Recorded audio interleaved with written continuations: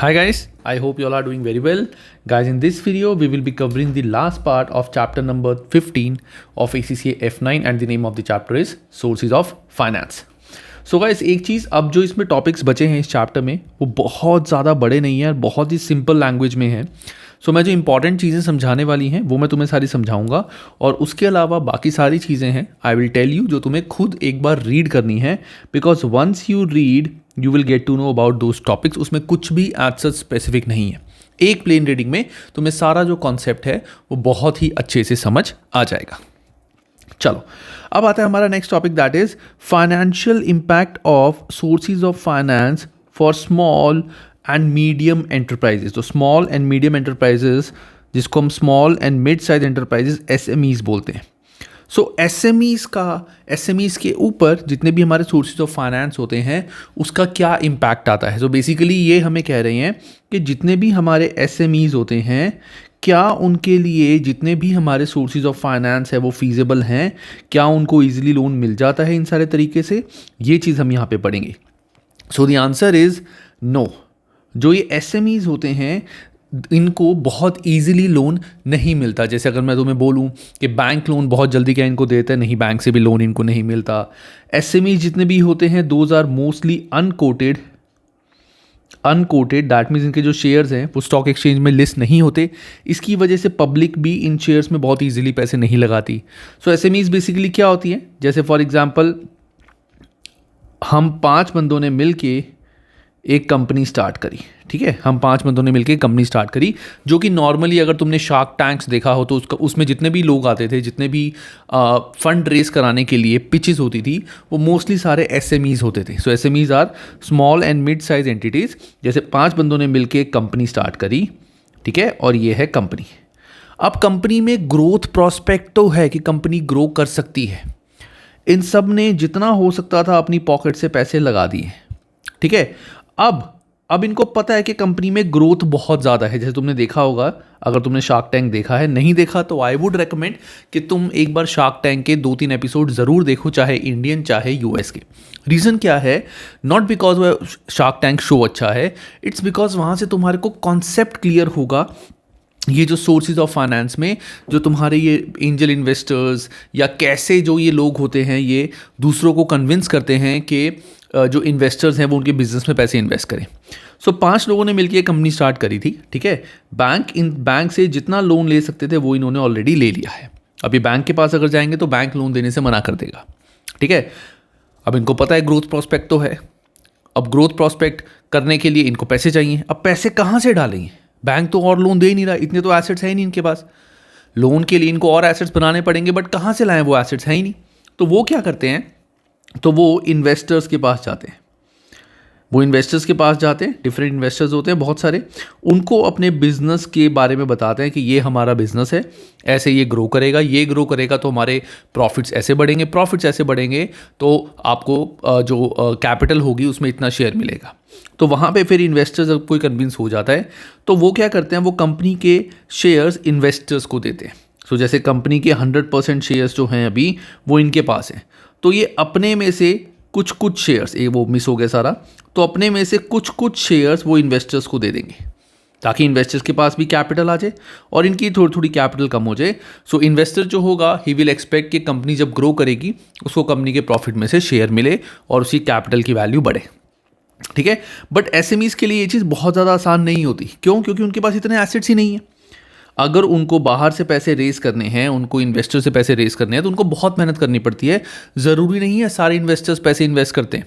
ज़रूरी नहीं है अगर हमें लग रहा है कि हमारा जो बिज़नेस है इसमें ग्रोथ है तो दूसरा जो इन्वेस्टर है उसको भी लगे इसमें ग्रोथ है. ऐसा कुछ नहीं है. उनकी सोच अलग होती है, हमारी सोच अलग होती है.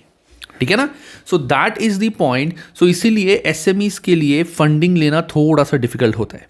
So SMEs can often face difficulties when raising finance since investing in SME is inherently more risky than investing in a larger company.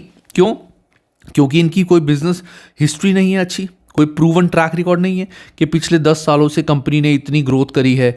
अभी तो नई कंपनी है ना, स्मॉल एंड मीडियम एंटिटी नई बनी है, 2-3 साल ही हुए. हाउ कैन वी प्रिडिक्ट कि आगे जाके कंपनी इतना ग्रो करेगी जब हिस्ट्री उसकी इतनी स्ट्रांग नहीं है. Lower level of public scrutiny over accounts और रिकॉर्ड्स कि जो जिनकी इतनी बुक्स हैं वो सारी मोस्टली 5 लोगों के पास ही जाती हैं, क्योंकि 2000 शेयर होल्डर्स, पब्लिक को तो कोई इंटरेस्ट ही नहीं है ना इस कंपनी में। क्यों? पब्लिक ने बड़ा पैसे इन्वेस्ट करे हुए हैं। तो इसकी जो बुक्स है वो इन 5 के पास ही जाती है। और मान लो यही 5 में से 2-3 कंपनी के डायरेक्टर हैं, सारे मिलकर कंपनी चला रहे हैं, तो क्यों अपनी बुक्स को अच्छे से ऑडिट वगैरह करवाएंगे? ये जैसा है ठीक है, फॉर्मेलिटी के लिए करा लो, है ना। सो इसीलिए इनमें इन्वेस्टमेंट करने के चांसेस इन्वेस्टर्स के थोड़े से कम होते हैं, ठीक है। तो यहाँ पे 2 टाइप के गैप्स आते हैं हमारे, एक आता है फंडिंग गैप और एक आता है मैच्योरिटी गैप। तो सबसे पहले हम पढ़ते हैं what is funding gap. Funding gap का मतलब क्या होता है? तो बहुत सिंपल सा कॉन्सेप्ट है, इसको तुम एक बार सारा थोरोली पढ़ लेना, समझ आ जाएगा और बुक में से मार्क कर लेना। सिंपल फंडिंग गैप का मतलब क्या होता है? जैसे ये है एसएमई, ठीक है। एसएमई को फंड्स चाहिए, they need funds, SME wants fund, but चक्कर क्या है? They don't want to quote their share, quote share. SME fund तो लेना चाहती है but they don't want to quote their share, that means वो स्टॉक एक्सचेंज में लिस्ट नहीं करना चाहते हैं। दैट मीन्स वो ऐसे पब्लिक के पास नहीं जाना चाहते कि पब्लिक हमारे स्टॉक्स में डील करे, परचेज और सेल करे। तो उन केसेस में एसएमईज को फंड रेस करने में बहुत प्रॉब्लम आती है। क्यों? क्योंकि कोट वो कर नहीं रहे शेयर, तो स्टॉक एक्सचेंज में नहीं जा रहे, आम जनता को पता ही नहीं, आम जनता इस कंपनी के शेयर्स नहीं ले पा रही डायरेक्टली स्टॉक एक्सचेंज से, ठीक है ना। इनडायरेक्टली चाहे ये कंपनी की वेबसाइट के थ्रू, किसी और तरीके के थ्रू शेयर्स देना चाहें, बट कोट नहीं करना चाहते ये, तो वहाँ पे क्या होगा? इन लोगों के बारे में पब्लिक को पता नहीं चलेगा, बैंक्स इनको लोन ज़्यादा देगी नहीं, इन्वेस्टर्स इसमें ज़्यादा पैसे इन्वेस्ट नहीं करेंगे क्योंकि उनको इन बिजनेसेस में कॉन्फिडेंस नहीं है। So that is called as funding gap. So funding gap arises when SMEs want to expand beyond their means of finance, के जो उनकी रीच है उससे ज़्यादा, उससे आगे वो बढ़ना चाहते हैं, जो उनके एसेट्स हैं वो उससे ज़्यादा ग्रो करना चाहते हैं, उनके पास कम एसेट्स हैं, वो और नए एसेट्स बनाना चाहते हैं, बट वो अपने एसेट्स को सिक्योरिटी रख के भी वो पैसे रेज नहीं कर सकते, but they are not ready for listing on stock exchange और ऑल्टरनेटिव इन्वेस्टमेंट मार्केट। वो स्टॉक एक्सचेंज में लिस्ट नहीं करना चाहते। इन दैट केस इनको फंड्स रेस करने में प्रॉब्लम आती है, इश्यूज आते हैं। That is known as funding gap, कि जब एसएमईज फंड्स तो रेस करना चाहती हैं बट वो स्टॉक एक्सचेंज में अपने शेयर लिस्ट नहीं करना चाहती, तो उनको ईजिली फंड नहीं मिल पाते हर जगहों से। That is known as funding gap. Simple समझने वाला कॉन्सेप्ट है, कुछ ज़्यादा खास नहीं है। अब आगे लिखा हुआ है कि फंडिंग गैप कैसे ब्रिज हो सकता है, मतलब फंडिंग गैप कैसे कम हो सकता है। सिंपल, जो बिजनेस एंजल्स या वेंचर कैपिटलिस्ट हैं वो इस कंपनी में पैसे इन्वेस्ट करें। बैंक्स अगर इनको लोन नहीं दे रही तो जो इन्वेस्टर्स हैं वो इसमें पैसे इन्वेस्ट करें। गवर्नमेंट क्या कर सकती है? वो इनके शेयर्स को मार्केटेबिलिटी दे सकती है कि रादर देन स्टॉक एक्सचेंज आप अपनी वेबसाइट के थ्रू या किसी और वेबसाइट के थ्रू भी अपने शेयर सेल कर सकते हो पब्लिक को, ज़रूरी नहीं है स्टॉक एक्सचेंज में लिस्ट करो। इनको टैक्स इंसेंटिव्स दे कि एसएमईज है, नई कंपनी है, तो आपको हम टैक्स बेनिफिट दे रहे हैं कि आपके प्रॉफिट पे कम टैक्स लगेगा, ताकि इनके पास पैसे बचें, और जब पैसे बचेंगे तो ज़्यादा पैसे इन्वेस्ट कर पाएंगे आगे। Other specific form of assistance जैसे काइंड ऑफ सब्सिडीज़, कि अगर ये उस इंडस्ट्री में जाना चाहते हैं या कोई ऐसी चीज़ इंडिया में लाना चाहते हैं जो नहीं है और उससे इंडिया की डेवलपमेंट होगी, तो उसमें गवर्नमेंट इनको सब्सिडी दे कि आपकी जो मशीन है उसका कुछ परसेंटेज हम लगाएंगे मशीन में। मशीन सारी कंपनी की होगी, मशीन सारी एसएमई की होगी, सिर्फ गवर्नमेंट उनको एक हेल्पिंग हैंड देगी कि अगर आपकी मशीन 1 करोड़ की है तो 20 लाख या 40 लाख हम दे देते हैं, 60 अपनी पॉकेट से दो। ओनर एसएमई रहेगी, ठीक है, ऐसी चीज़ें। Other practices include supply chain finance, supply chain जैसे अपना स्टॉक उधारी पे लेना, crowd funding, peer to peer funding. ये तुम्हें एक बार जब रीड करोगे थ्योरी से तुम्हें सारा का सारा समझ आ जाएगा, कुछ खास नहीं है, just give it a plain read, अच्छे से समझ आ जाएगा, बुक में बहुत अच्छा एक्सप्लेन किया हुआ है, ठीक है। सिर्फ एक बार पढ़ना है, कुछ खास नहीं है। और वैसे भी इन सब चीज़ों के बारे में पिछले हमने 14 चैप्टर्स कर लिए हैं, बहुत बार इन चीज़ों के बारे में थोड़ा थोड़ा कहीं पे पढ़ा हुआ है। सो इस तरह से जो हमारा फंडिंग गैप होता है एसएमईज का, कि वो स्टॉक एक्सचेंज में अगर लिस्ट नहीं होना चाहते but still they want money, तो वो इन तरीके से वो ग्रो कर सकते हैं। इन तरीके से उनको इन्वेस्टमेंट डायरेक्टली मिल सकती है या गवर्नमेंट की तरफ से उनके प्रॉफिट्स बच सकते हैं उनके हाथ में। दैट इज रिटेन्ड अर्निंग, जिसको वो यूज़ करके आगे इन्वेस्ट कर सकते हैं। हालांकि इससे बहुत ज़्यादा फर्क नहीं पड़ने वाला है, but still it's like a help from the government. Next आता है हमारा मैच्योरिटी गैप। अब मैच्योरिटी गैप का मतलब क्या होता है गाइस? अब गाइस मैच्योरिटी गैप का मतलब क्या होता है? देखो सेम जैसे एसएमईज हैं, ठीक है, small and medium enterprises, mid size enterprises, basically इसको मीडियम भी बोलते हैं, मिड साइज भी बोलते हैं। अब लोन्स हमारे एक तो होते हैं लॉन्ग टर्म लोन्स और एक होते हैं शॉर्ट टर्म या मीडियम टर्म बोलते हैं, चलो मीडियम टर्म लोन्स। सो एक होते हैं लॉन्ग टर्म लोन और एक होते हैं medium term loan. Just example, long term loans are like, just an example, more than 5 years और medium term are like less than 5 years और लेस देन 5 years, ठीक है। सो पॉइंट ये है गाइस कि जो स्मॉल एंड मीडियम एंटरप्राइजेस है इसको लॉन्ग टर्म लोन थोड़ा इजीली मिल जाता है। वाई लॉन्ग टर्म लोन उसको इजीली मिल जाता है? क्योंकि उनको पता है कि ये जो कंपनी है अभी अभी बनी है, ठीक है, इतनी जल्दी ये रीपे शायद ना कर पाए। अगर हम इसको 8 years का लोन दें तो धीरे धीरे 8 years में तो अमाउंट ये रीपे कर ही देगी, तो कोई बड़ी बात नहीं है इसके लिए, ठीक है ना। जैसे फॉर एग्जाम्पल अगर इस कंपनी को 20 crores का लोन चाहिए, 20 crores आर लाइक जैसे हमारे 200 million, ठीक है ना। तो जैसे $200 million का इसको लोन चाहिए, जस्ट एन एग्जाम्पल। अभी तुमको वैसे $200 million तो बहुत बड़ा अमाउंट होता है, जस्ट एन एग्जाम्पल कह रहा हूँ कि अगर उसको इतना लोन चाहिए तो अगर वो बैंक के पास जाती है और बैंक को बोलती है कि हमें 8 years के लिए लोन चाहिए, बैंक ऑफ कोर्स चेक करेगा कि अभी ये कितने पैसे कमा रही है, कितने प्रॉफिट्स हो रहे हैं, ऑलरेडी कितने लोन्स लिए हुए, सब कुछ चेक करेगी, ठीक है। और अगर बोलती है कि ये लोन उसको 3 years के लिए चाहिए, 2 ऑप्शन है, या तो 8 साल के लिए या 3 साल के लिए, तो होगा क्या, बैंक इसको 8 साल का लोन शायद अप्रूव कर भी दे, लेकिन 3 years का लोन इतनी जल्दी अप्रूव नहीं करेगी, क्योंकि बैंक बोलेगी वी कैन नॉट एक्सपेक्ट कि तुम 3 साल में इतना पैसा कमा के हमें रिटर्न कर दोगे। क्योंकि अगर तुमने लोन लिया, लोन लेने का मतलब क्या होता है, आज लोन लिया, बिजनेस में लगाया, बिजनेस में काम करा, वहाँ से प्रॉफिट आए और पैसा रिटर्न किया, तो 8 साल में देयर इज अ चांस कि तुम इतना ह्यूज अमाउंट रिटर्न कर दो। बट शॉर्ट टर्म में या मीडियम टर्म में इट्स नॉट ईजी कि तुम ये सारा पैसा रिटर्न कर पाओ, तो हो सकता है हमारा पैसा डूब जाए या डूबने के चांसेस ज़्यादा हों। So in this case medium term में लोन मिलना एक एसएमई को थोड़ा डिफिकल्ट होता है, और दूसरा जो इनके एसेट्स वगैरह होते हैं वो भी इतने ज़्यादा नहीं होते कि इतना ह्यूज लोन ये मीडियम टर्म के लिए उठा सके। So that's why this is called a maturity gap, कि एसएमईज को लॉन्ग टर्म लोन तो मिल जाता है easily, but medium term loan easily नहीं मिल पाता। So smaller businesses, long-term loans are easier to obtain that medium-term loans because longer loans are easily secured with mortgage against property. कई बार जो short term loans होते हैं उसमें तो लिखा होता है या short term loans are not secured against any property. तो अगर बिजनेस इतने पैसे कमा ही नहीं रही और बिजनेस के पास कोई एसेट भी नहीं है देने के लिए एज सिक्योरिटी, तो शॉर्ट टर्म लोन बैंक क्यों देगा, ठीक है ना। तुमने सुना होगा आजकल बहुत सारे ऑप्शंस आते हैं, 2-3 साल का लोन लो। जैसे तुम्हारा अगर बैंक अकाउंट है, ठीक है, तुम चाहो तो बैंक से कुछ लोन 2 लाख 3 लाख का लोन ले सकते हो। कितने साल के लिए? 2 से 3 साल के लिए, जिसके अगेंस्ट बैंक तुमसे कोई भी सिक्योरिटी नहीं मांगेगा कि अपना मोबाइल या अपना कोई भी एसेट वगैरह हमें गिरवी रखो। सो शॉर्ट टर्म या मीडियम टर्म लोन के लिए ज़रूरी नहीं है कि सिक्योरिटी हो, वो अनसिक्योर्ड भी होते हैं। बट अनसिक्योर्ड एसएमई के केस में नहीं दे सकती बैंक, क्योंकि उनके पास इतने एसेट्स ही नहीं है ना, उनके इतने प्रॉफिट्स हैं। सो that is called maturity gap, ठीक है गाइस। सो एक होता है हमारा फाइनेंशियल गैप जो हमने पढ़ा था, और एक होता है फंडिंग गैप और मैच्योरिटी गैप। फंडिंग गैप क्या होता था?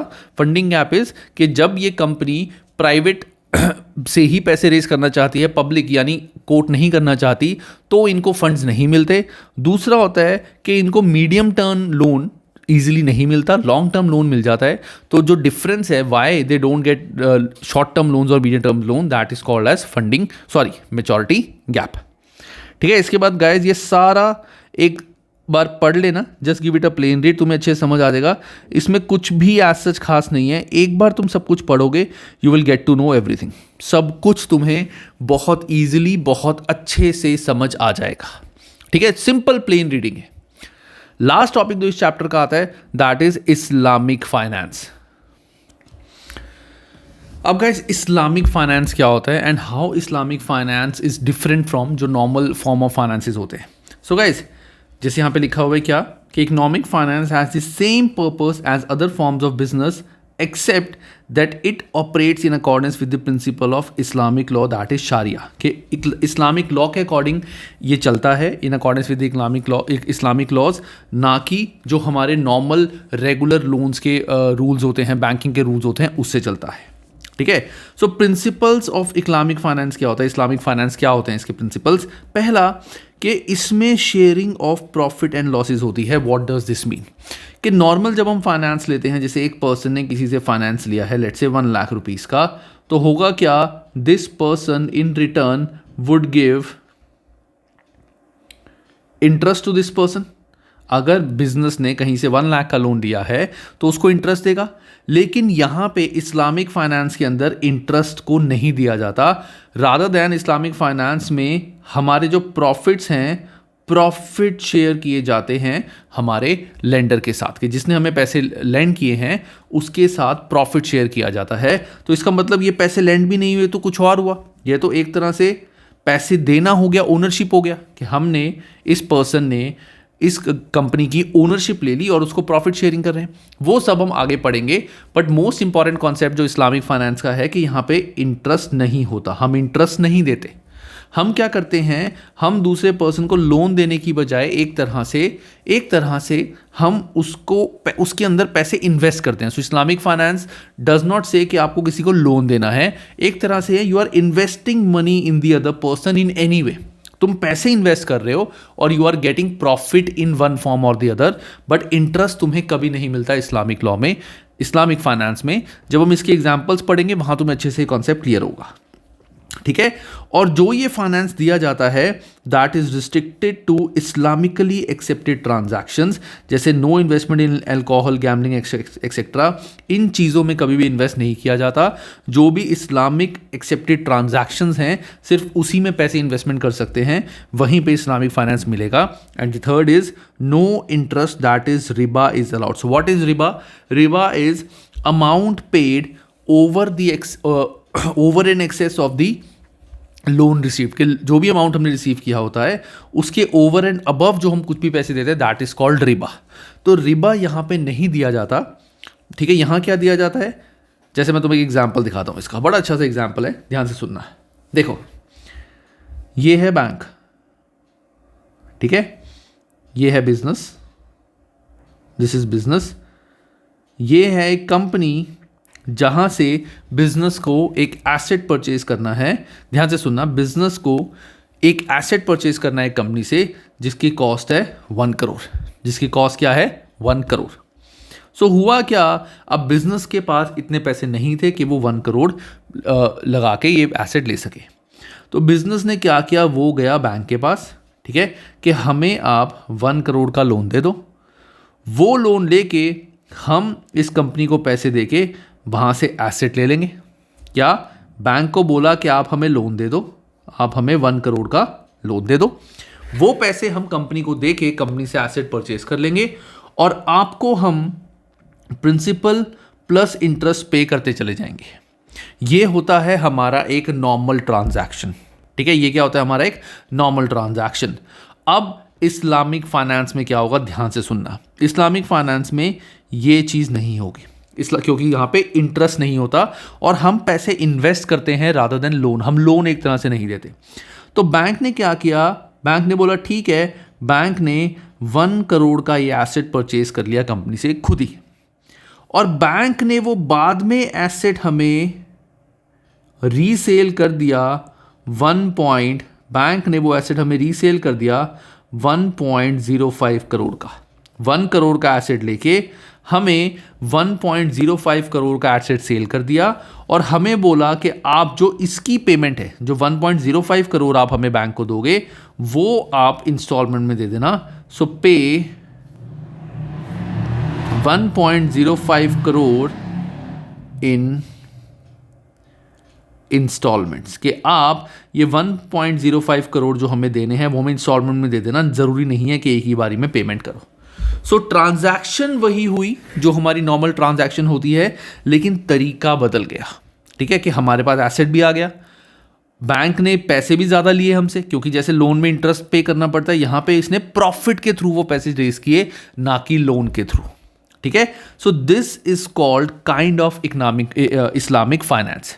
ठीक है, तो इस्लामिक फाइनेंस में क्या होगा, बैंक ने वो एसेट परचेज कर लिया, वो एसेट हमें सेल कर दिया थोड़े से ऊपर चार्ज करके, kind of interest but not interest, और बाद में बैंक ने हमें बोला कि आप जो अमाउंट हमें पे करोगे इसको आप इंस्टॉलमेंट्स में पे कर सकते हो। दिस इज कॉल्ड इस्लाम, मैं बार बार एक नाम ही बोलूँ, sorry guys, this is called Islamic finance. ठीक है, सो यहां पे instead of interest being charge, returns are earned by channelizing funds into an underlying investment activity, कि एक तरह से मैं पैसे इन्वेस्ट कर रहा हूं which will earn profit. The investor is rewarded by a share in that profit after management fee is deducted by bank. ये हम डिफरेंट एक्टिविटीज से पढ़ेंगे। ठीक है, अब इसके बाद इस्लामिक फाइनेंस में कौन कौन से सोर्स ऑफ फाइनेंस होते हैं। जैसे हमने नॉर्मल फाइनेंस तो पढ़ा है, तो इस्लामिक फाइनेंस में क्या फ़र्क पड़ेगा, इस्लामिक फाइनेंस में उन चीज़ों का क्या फ़र्क पड़ेगा, वो चीज़ हम देखते हैं। तो सबसे पहले आता है हमारा ट्रेड क्रेडिट, जैसे मुराबाहा दैट मीन्स ट्रेड क्रेडिट मतलब जैसे मुझे, ध्यान से सुनना, मुझे रॉ मटेरियल परचेज करना था। रॉ मटेरियल परचेज करने के लिए मुझे लोन चाहिए था। मैं बैंक के पास गया कि मुझे रॉ मटेरियल परचेज करना है, मुझे आपसे थोड़ा सा लोन चाहिए। बैंक ने क्या बोला, कोई बात नहीं, रॉ मटेरियल किसने परचेज कर लिया, बैंक ने। और परचेज करने के बाद बैंक ने बिजनेस को सेल कर दिया थोड़े से प्रॉफिट पे, कि जो रॉ मटेरियल परचेज किसने करा, बैंक ने, उसने बिजनेस को थोड़े से प्रॉफिट में वो रॉ मटेरियल सेल कर दिया, और बिजनेस को बोला कि इसके पैसे आप बैंक को धीरे धीरे इंस्टॉलमेंट्स में पे कर देना, पे इन इंस्टॉलमेंट्स में आप वो अमाउंट पे कर देना, that is called trade credit. इस तरीके से इस्लामिक फाइनेंस में ट्रेड क्रेडिट चलता है। ऐसा नहीं है कि लोन लिया, मैंने बताया था लोन नहीं होता, बट इनडायरेक्ट लोन होता है, प्रॉफिट में शेयर मिलता है हमारा, जो भी लेंडर होता है जिसने पैसे इन्वेस्ट करे होते हैं। ठीक है, सेकंड हमारा आता है लीज फाइनेंस, जिसको यहां पे बोलते हैं इजारा। अब लीज फाइनेंस के केस में क्या होता है गाइस, ध्यान से देखना। जैसे सेम ये कंपनी है, कंपनी को कोई प्रॉपर्टी लीज पे चाहिए, लेकिन कंपनी के पास पैसे नहीं है। कंपनी बैंक के पास गई कि हमें एक प्रॉपर्टी चाहिए। बैंक ने क्या किया, बैंक ने वो प्रॉपर्टी पहले परचेज करी, परचेज करने के बाद वो प्रॉपर्टी कंपनी को लीज कर दी, फॉर लीज पेमेंट्स, जो हमारी हर मंथ या क्वार्टरली या ईयरली होगी लीज पेमेंट पे। ठीक है, सो this is called lease finance. This is like a normal lease finance, लेकिन बैंक हमें लीज कर रहा है वो एसेट। पहले बैंक परचेज करेगा, फिर बैंक वो एसेट हमें लीज करेगा, और ये लीज पेमेंट में थोड़ा सा उसका प्रॉफिट इंक्लूड होगा। सो दैट इज हमारा इजारा, दैट इज लीज फाइनेंस। अब थर्ड आता है हमारा गाइस डेट फाइनेंस। अब डेट फाइनेंस ध्यान से देखना, डेट फाइनेंस क्या होता है। सो डेट फाइनेंस बहुत ध्यान से देखना गाइस, ये थोड़ा सा कॉन्सेप्ट अलग है नॉर्मल से। जैसे कंपनी को अब जैसे एक प्लांट लगाना है, एक प्लांट एंड मशीनरी किसी कंपनी को, ये कंपनी है, कंपनी को एक प्लांट एंड मशीनरी परचेज करनी है, और कंपनी को लग रहा है कि ये प्लांट एंड मशीनरी परचेज करके कंपनी को काफ़ी फायदा होगा, काफ़ी प्रॉफिट होगा। ध्यान से सुनना गाइस, बहुत ध्यान से, ठीक है। लेकिन कंपनी के पास पैसे नहीं है कि वो ये प्लांट एंड मशीनरी परचेज करे। क्लियर है, ये गई बैंक के पास, ठीक है ना, बैंक को बोला कि आप इस्लामिक फाइनेंस हमें प्रोवाइड कर दो, कैसा, डेट फाइनेंस विच इज सुकुक, आप हमें सुकुक प्रोवाइड कर दो। तो बैंक ने क्या किया, बैंक ने इसको पैसे दिए कि तुम ये प्लांट एंड मशीनरी परचेज कर लो। तुम कहोगे सर ये तो फिर लोन ही हो गया, कि बैंक ने इसको पैसे दिए कि वो ये प्लांट एंड मशीनरी परचेज कर ले, इसके पास प्लांट एंड मशीनरी आ गई। इन रिटर्न, ध्यान से सुनना, इन रिटर्न बैंक यहां पे इंटरेस्ट नहीं मांगेगा उससे। वो क्या बोलेगा कि मुझे एक तरह से को ओनरशिप चाहिए। को ओनरशिप मतलब कि ये जो प्लांट एंड मशीनरी परचेज की है तुमने, मुझे जितना पैसा लगा है उसमें को ओनरशिप चाहिए, ताकि कंपनी जब प्रॉफिट्स कमाए तो इस प्रॉफिट में some share of profit from this plant and machinery की, ये जो प्लांट एंड मशीनरी इन्वेस्ट करने की वजह से जो भी कंपनी को प्रॉफिट्स आ रहे हैं उस प्रॉफिट का कुछ हिस्सा वो बैंक को दे। दैट इज कॉल्ड सुकुक और डेट फाइनेंस। तो बैंक ने जो पैसे कंपनी को दिए हैं वो इसलिए नहीं दिए हैं कि बाद में वो पैसे वापस करें in the form of loan. Bank ने इसको पैसे दिए हैं कि पैसे तुम रखो, प्लांट एंड मशीनरी परचेज करो, जो प्लांट एंड मशीनरी लगाने की वजह से तुम्हें पता है तुम्हारे प्रॉफिट्स बढ़ेंगे, प्रॉफिट्स में इंक्रीमेंट होगा, तो उस प्रॉफिट का कुछ शेयर बैंक को तुम्हें देना पड़ेगा। दैट इज कॉल्ड सुकुक और डेट फाइनेंस। ठीक है, तो डेट फाइनेंस इज लाइक, वैसे डेट होता है लोन, लेकिन यहां पे लोन नहीं है, मैंने बताया कुछ भी लोन नहीं है, it's like investment. Islamic finance ये बोलता है कि हम आपको, आप पे पैसे लगा रहे हैं, ना कि आपको लोन दे रहे हैं। ठीक है, मुदारबा एंड मुशारका लाइक इक्विटी फाइनेंस और वेंचर कैपिटल, ये बिल्कुल सिंपल हैं जो नॉर्मल इक्विटी और वेंचर कैपिटल होते हैं, क्योंकि इनमें तो वैसे भी हमारा लोन होता नहीं है, तो इसको जस्ट एक प्लेन रीड कर देना, वो तुम्हें समझ आ जाएगा। So this is the whole concept of Islamic finance. ठीक है, सो इस्लामिक फाइनेंस के थोड़े से कैरेक्टरिस्टिक्स हम पढ़ लेते हैं और ज़्यादा क्लैरिटी हमें हो जाएगी। तो इस्लामिक फाइनेंसिंग का, it has an emphasis on fairness such as all the parties involve in a transaction can make informed decisions without being misled और cheated. Equally reward should be based on effort rather than simple ownership of capital. Simple ownership of capital. ठीक है, second, strict prohibition of the interest, that means रिबा नहीं होता। Instead interest is replaced with cash flow from the productive sources such as return from the wealth generated from investment activity, कि जब तुम profit कमाओगे तो उसमें हमें शेयर मिलेगा, और प्रॉफिट में शेयर मिलेगा मतलब लॉसेज में भी शेयर आपको करना पड़ेगा। जैसे डेट फाइनेंस के केस में हमने देखा था कि प्लांट एंड मशीनरी परचेज करने के बाद हमने उसमें शेयर लिया है, अगर आगे जाके कंपनी को लॉसेज हुए तो लॉसेज भी बैंक शेयर करेगा, लॉसेस भी बैंक शेयर करेगा। ठीक है, the encouragement and promotion of the rights of individual to pursue personal economic wellbeing but with a clear distinction between what commercial activities are allowed and what are forbidden, मतलब क्या तुम कर सकते हो क्या नहीं कर सकते, ये क्रिस्टल क्लियर हमें इस्लामिक फाइनेंसिंग में दिया हुआ है। अच्छा, एक चीज जो मैं तुम्हें बतानी भूल गया, वैसे मैं तुम्हें कहा था कि तुम खुद पढ़ लेना, ठीक है ना, जो हमारा इक्विटी फाइनेंस होता है गाइस, इक्विटी फाइनेंस में थोड़ा सा अलग है, मैं इक्विटी फाइनेंस बताता हूँ। सो इक्विटी फाइनेंस के केस में क्या होता है, जैसे दो बंदे होते हैं, दो बंदे हैं, ये है बैंक और ये हूँ मैं, दिस इज मी जिसने कंपनी बनानी है। बैंक ने मेरी कंपनी में 100% लोन दिया, जैसे मान लो बैंक ने हमें लोन दिया चलाने के लिए, तो bank will get 100% of the ownership, सारी ओनरशिप 100% किसकी होगी, बैंक की। हम सिर्फ काम करेंगे, हम क्या करेंगे, हम सिर्फ और सिर्फ काम करेंगे, काम करने के बाद अपना शेयर जो भी है वो लेके हम बैंक को उसके पैसे जो भी प्रॉफिट्स है वो रिटर्न कर देंगे। We will just act as a manager of finance, we will act as a manager of finance and we will not like the owner of the company. चाहे कंपनी हमारी है, हमने पैसे बैंक से लिए हैं, तो हम बैंक को 100% ओनर बना देंगे, और बैंक को 100% ओनर बनाने के बाद सारा जो काम हम कर रहे हैं, we will take some money from the bank and we will return the bank जो भी प्रॉफिट शेयर है, and we will act as a manager and not the owner of the company. ठीक है गाइस, बाकी एक बार इनको, ये सारा तुम्हें डिटेल में दिया हुआ है नीचे, just give it a plain read और तुम्हें ये सारा समझ आ जाएगा, और ये चैप्टर हमारा यहाँ पे क्लोज होता है। ठीक है गाइस, एक चीज याद रखना, ये जो चैप्टर है हमारा, ये सारा का सारा चैप्टर हमारा क्या है, this chapter is theoretical base, practical इसमें बहुत कम है, थ्योरी बहुत ज़्यादा है। That means you will have to read from the book, बार बार 1-2 बार तुम्हें बुक से पढ़ना पड़ेगा, तभी और ज़्यादा कॉन्सेप्ट क्लियर होंगे। F9 को क्रैक करने के लिए, F9 को स्कोर करने के लिए तुम्हें बहुत ज़्यादा रीडिंग करनी पड़ेगी, इट्स रियली इंपॉर्टेंट। तुम ये सोचोगे बस वीडियो देख लो मेरी और दैट्स इट, नहीं, वीडियो देखने के बाद तुम्हें बुक से एक बार थ्योरी ज़रूर पढ़नी पड़ेगी।